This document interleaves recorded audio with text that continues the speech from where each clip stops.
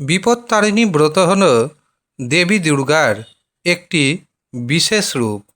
পরিবারকে সমস্ত প্রকার বিপদ থেকে বাঁচাতে এবং পরিবারের প্রত্যেকটি সদস্যদের মঙ্গল কামনার উদ্দেশ্যে বিপত্তারিণী ব্রত পালিত হয়ে থাকে।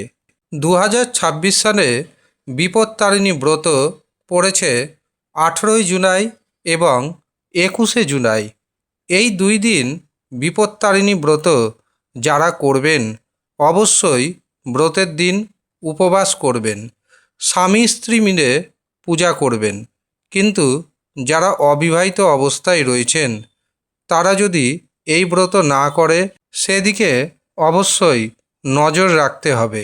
বিপত্তারিণী পুজোয় 13 সংখ্যার বিশেষ মাহাত্ম্য রয়েছে। এই পুজোয় 13টি গিট বাঁধা রেড কালারের সুতো, 13 রকমের পুষ্প, 13 রকমের ফুল, 13খানা দূর্বা, 13টি সুপারি এবং পান অবশ্যই প্রয়োজন পড়বে। সেই সঙ্গে প্রয়োজন পড়বে ঘট, আম্রপল্লব, শীর্ষ ডাব।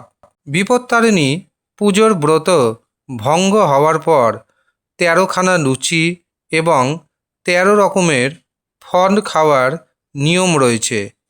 পুজোর সময় কারো সাথে কোনো কথা বলা যাবে না। মৌন ব্রত রেখে বিপত্তারিণীর আরাধনা করতে হবে। তবে মনে রাখবেন, যেই সমস্ত দম্পতি বিপত্তারিণী ব্রত করবেন তারা বিপত্তারিণী ব্রতের দিন অন্ন গ্রহণ করবেন না, অথবা গমের তৈরি কোনো ভারী খাবার খাবেন না।